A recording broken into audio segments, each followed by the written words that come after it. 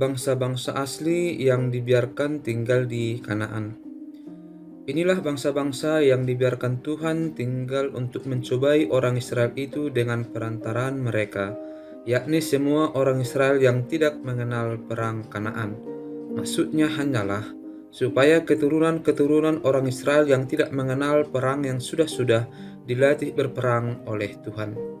Yang tinggal ialah kelima raja kota orang Filistin dan semua orang Kanaan, orang Sidon dan orang Lewi yang mendiami pegunungan Libanon, dari gunung Baal Hermon sampai ke jalan yang menuju ke Hamat. Mereka itu ada di sana supaya ia mencobai orang Israel dengan perantaraan mereka untuk mengetahui apakah mereka mendengarkan perintah yang diberikan Tuhan kepada nenek moyang mereka dengan perantaraan Musa. Demikianlah orang Israel itu diam di tengah-tengah orang Kanaan, orang Het, orang Amori, orang Feris, orang Hewi, dan orang Yebus.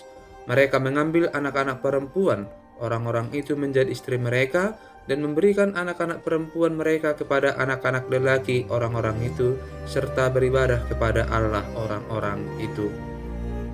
Otniel. Orang Israel melakukan apa yang jahat di mata Tuhan. Mereka melupakan Tuhan Allah mereka dan beribadah kepada para Baal dan para Asyera. Lalu bangkitlah murka Tuhan terhadap orang Israel, sehingga ia menjual mereka kepada Kusyan Ristaim, raja Aram Mesopotamia, dan orang Israel menjadi takluk kepada Kusyan Ristaim 8 tahun lamanya. Lalu berserulah orang Israel kepada Tuhan, maka Tuhan membangkitkan seorang penyelamat bagi orang Israel, yakni Otniel, adik Kenas, adik Kaleb. Roh Tuhan menghinggapi dia dan ia menghakimi orang Israel. Ia maju berperang, lalu Tuhan menyerahkan Kusyan Ristaim, raja Aram, ke dalam tangannya, sehingga ia mengalahkan Kusyan Ristaim. Lalu amallah negeri itu 40 tahun lamanya. Kemudian matilah Otniel anak Kenas. Ehud. Tetapi orang Israel melakukan pula apa yang jahat di mata Tuhan. Lalu Eglon, raja Moab, diberi Tuhan kuasa atas orang Israel, oleh sebab mereka telah melakukan apa yang jahat di mata Tuhan. Raja ini mengajak Bani Amon dan Bani Amalek menjadi sekutunya. Lalu majulah ia dan memukul orang Israel kalah. Kota pohon korma diduduki mereka. 18 tahun lamanya orang Israel menjadi takluk kepada Eglon, raja Moab. Lalu orang Israel berseru kepada Tuhan, maka Tuhan membangkitkan bagi mereka seorang penyelamat, yakni Ehud, anak Gera, orang Benyamin, seorang yang kidal. Dengan perantarannya, orang Israel biasa mengirimkan upeti kepada Eglon, raja Moab. Dan Ehud membuat pedang yang bermata dua, yang panjangnya hampir sehasta, disandangnya lah itu di bawah pakaiannya, pada pangkal paha kanannya. Kemudian ia menyampaikan upeti kepada Eglon, raja Moab. Adapun Eglon itu seorang yang sangat gendut. Setelah Ehud selesai menyampaikan upeti itu, disuruhnya pembawa-pembawa upeti itu pulang. Tetapi ia sendiri berhenti dan batu-batu berpahat yang di dekat Gilgal dan kembali menghadap raja. Berkatalah ia, "Ada pesan rahasia yang kubawa untukmu, ya raja." Kata Eglon, "Diamlah dahulu." Maka semua orang yang berdiri di depannya itu pergi keluar. Lalu Ehud masuk mendapatkan dia, sedang ia duduk sendirian di kamar atas di rumah peranginannya. Berkatalah Ehud, "Ada firman Allah yang kubawa untuk tuanku." Lalu bangunlah ia berdiri dari tempat duduknya. Kemudian Ehud mengulurkan tangan kirinya, dihunusnya pedang itu dari pangkal paha kanannya dan ditikamnya ke perut raja, sehingga hulunya beserta mata pedang itu masuk. Lemak menutupi mata pedang itu, sebab pedang itu tidak dicabutnya dari perut raja. Lalu keluarlah ia melalui pintu belakang. Demikianlah Ehud sampai ke serambi. Pintu kamar atas itu ditutup dan dikuncinya setelah ia keluar. Baru saja ia keluar, datanglah hamba-hamba raja melihat, tetapi pintu kamar atas itu terkunci. Lalu berkatalah mereka, "Tentulah ia membuang air di kamar rumah peranginan itu." Lalu mereka menunggu-nunggu sampai menjadi bingung, tetapi raja tidak membuka pintu kamar atas itu.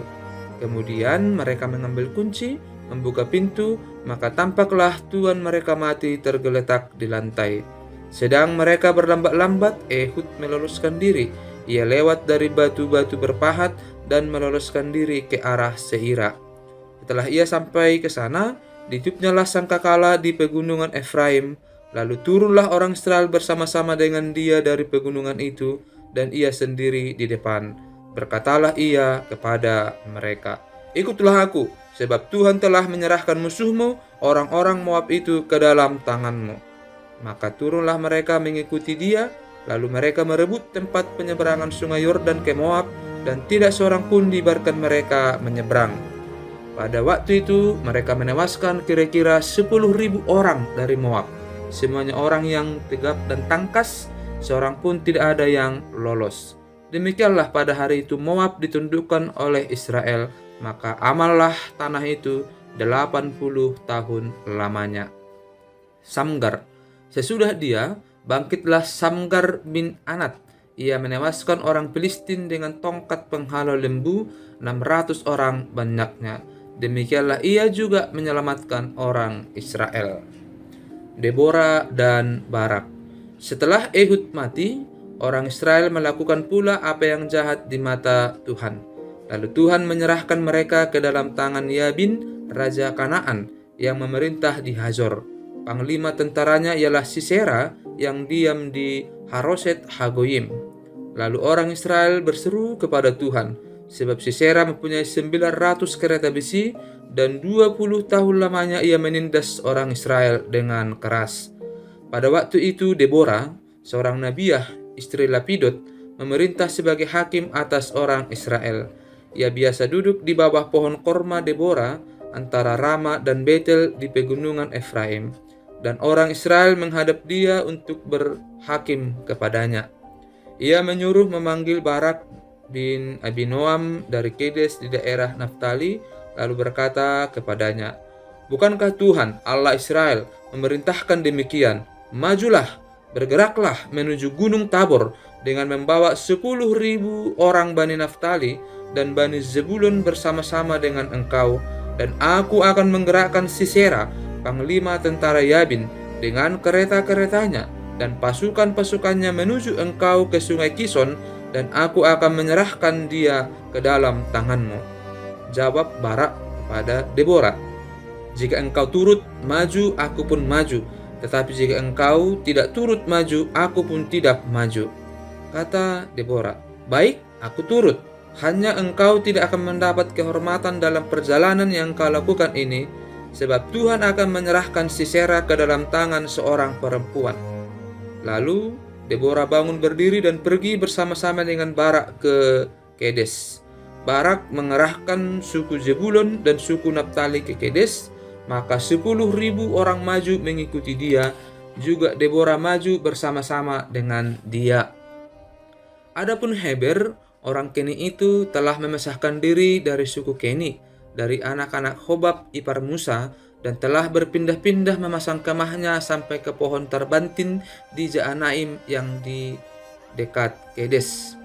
Setelah dikabarkan kepada Sisera bahwa Barak bin Abinoam telah maju ke Gunung Tabor, dikerahkannyalah segala tentaranya, 900 kereta besi, dan seluruh rakyat yang bersama-sama dengan dia dari Haroset Hagoyim ke sungai Kison. Lalu berkatalah Deborah kepada Barak, "Bersiaplah, sebab inilah harinya Tuhan menyerahkan Sisera ke dalam tanganmu. Bukankah Tuhan telah maju di depan engkau?" Lalu turunlah Barak dari Gunung Tabor, dan 10.000 orang mengikuti dia. Dan Tuhan mengacaukan Sisera serta segala keretanya dan seluruh tentaranya oleh mata pedang di depan Barak, sehingga Sisera turun dari keretanya dan melarikan diri dengan berjalan kaki. Lalu Barak mengejar kereta-kereta dan tentara itu sampai ke Haroset Hagoyim, dan seluruh tentara Sisera tewas oleh mata pedang. Tidak ada seorang pun yang tinggal diam.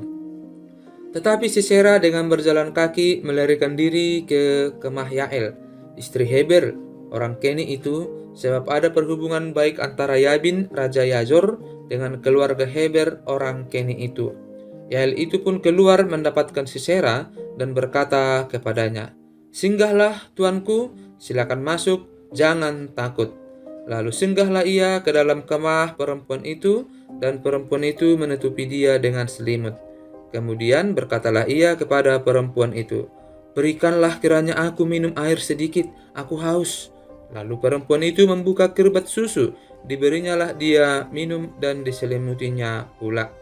Lalu katanya kepada perempuan itu, "Berdirilah di depan pintu kemah, dan apabila ada orang datang dan bertanya kepadamu, 'Ada orang di sini?'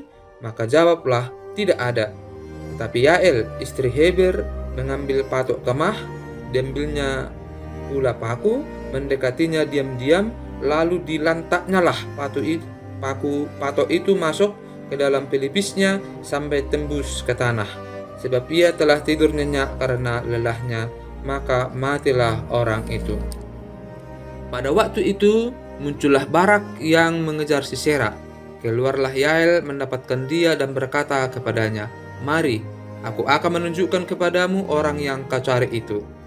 Lalu masuklah Barak ke dalam, dan tampaklah Sisera mati tergeletak dengan patok dalam pelipisnya. Demikianlah Allah pada hari itu menundukkan Yabin, raja Kanaan, di depan orang Israel. Dan kekuasaan orang Israel kian keras menekan Yabin, raja Kanaan, sampai mereka melenyapkan Yabin, raja Kanaan itu. Nyanyian Deborah. Pada hari itu bernyanyilah Deborah dan Barak bin Abinoam demikian. Karena pahlawan-pahlawan di Israel siap berperang, karena bangsa itu menawarkan dirinya dengan sukarela, pujilah Tuhan. Dengarlah, ya raja-raja, pasanglah telingamu, ya pemuka-pemuka. Kalau aku mau bernyanyi bagi Tuhan, bermazmurlah bagi Tuhan Allah Israel. Tuhan, ketika engkau bergerak dari Seir, ketika engkau melangkah maju dari daerah Edom, bergoncanglah bumi, tirislah juga langit, juga awan tiris airnya. Gunung-gunung, yakni Sinai, bergoyang di hadapan Tuhan Allah Israel. Dalam zaman Samgar bin Anat, dalam zaman Yael, kafilah tidak ada lagi, dan orang-orang yang dalam perjalanan terpaksa menempuh jalan yang berbelit-belit. Penduduk pedusunan diam-diam saja di Israel. Ya, mereka diam-diam sampai engkau bangkit, Deborah, bangkit sebagai ibu di Israel. Ketika orang memilih Allah baru, maka terjadilah perang di pintu gerbang. Sesungguhnya perisai ataupun tombak tidak terlihat di antara 40.000 orang Israel. Hatiku tertuju kepada para panglima Israel, kepada mereka yang menawarkan dirinya dengan sukarela di antara bangsa itu. Pujilah Tuhan. Kamu yang menunggang keledai betina putih, kamu yang duduk di atas permadani, kamu yang berjalan-jalan, ceritakanlah hal itu. Di tempat-tempat penembahan air, menurut suara orang-orang yang berdendang, di sanalah orang menyanyikan perbuatan Tuhan yang adil, perbuatannya yang adil terhadap orang-orangnya di pedusunan di Israel. Pada waktu itu, turunlah umat Tuhan ke pintu gerbang. Bangunlah, bangunlah, Deborah, bangunlah, bangunlah, nyanyikanlah suatu nyanyian. Bangkitlah Barak, dan giringlah tawananmu, hai anak Abinoam. Lalu turunlah para bangsawan yang terluput, umat Tuhan turun baginya sebagai pahlawan. Dari suku Efraim mereka datang ke lembah, mengikuti engkau, ya suku Benyamin, dengan laskarmu. Dari suku Makir turunlah para panglima, dan dari suku Jebulon orang-orang pembawa tongkat pengerah. Juga para pemimpin suku Isakar menyertai Deborah, dan seperti Isakar, demikianlah Naftali menyertai Barak. Mereka menyusul dia dan menyerbu masuk lembah. Tetapi pihak pasukan-pasukan suku Ruben ada banyak pertimbangan. Mengapa engkau tinggal duduk di antara kandang-kandang sambil mendengarkan seruling pemanggil kawanan? Di pihak pasukan-pasukan suku Ruben ada banyak pertimbangan. Orang Gilead tinggal diam di seberang sungai Yordan, dan suku Dan, mengapa mereka tinggal dekat kapal-kapal? Suku Asyir duduk di tepi pantai laut, tinggal diam di teluk-teluknya. Tetapi suku Jebulon ialah bangsa yang berani mempertaruhkan nyawanya Demikian juga suku Naftali di tempat-tempat tinggi di padang. Raja-raja datang dan berperang. Pada waktu itu raja-raja Kanaan berperang dekat Ta'anak pada mata air di Megido, tetapi perak sebagai rampasan tidak diperoleh mereka. Dari langit berperang bintang-bintang, dari peredarannya mereka memerangi Sisera. Sungai Kison menghanyutkan musuh. Kison, sungai yang terkenal dari dahulu kala itu, majulah sekuat tenaga, hai jiwaku. Ketika itu menderaplah telapak kuda karena berpacu lari kuda-kudanya. Kutukilah kota Meros, firman malaikat Tuhan. Kutukilah habis-habisan penduduknya, karena mereka tidak datang membantu Tuhan sebagai pahlawan. Diberkatilah Yael, istri Heber, orang Keni itu, melebihi perempuan-perempuan lain. Diberkatilah ia, melebihi perempuan-perempuan yang di dalam kemah. Air diminta orang itu, tetapi susu diberikannya, dalam cawan yang indah disuguhkannya dadih. Tangannya diulurkannya mengambil patok, tangan kanannya mengambil tukul tukang. Ditukulnya Sisera, dihancurkannya kepalanya, diremukkannya dan ditembusnya pelipisnya. Dekat kakinya orang itu rebah, tewas tergeletak. Dekat kakinya orang itu rebah dan tewas. Di tempat ia rebah, di sanalah orang itu tewas digagahi. Dari jendela, ibu Sisera menjenguk dan berseru dari tingkap, "Mengapa keretanya tak kunjung datang? Mengapa kereta-keretanya belum kedengaran?"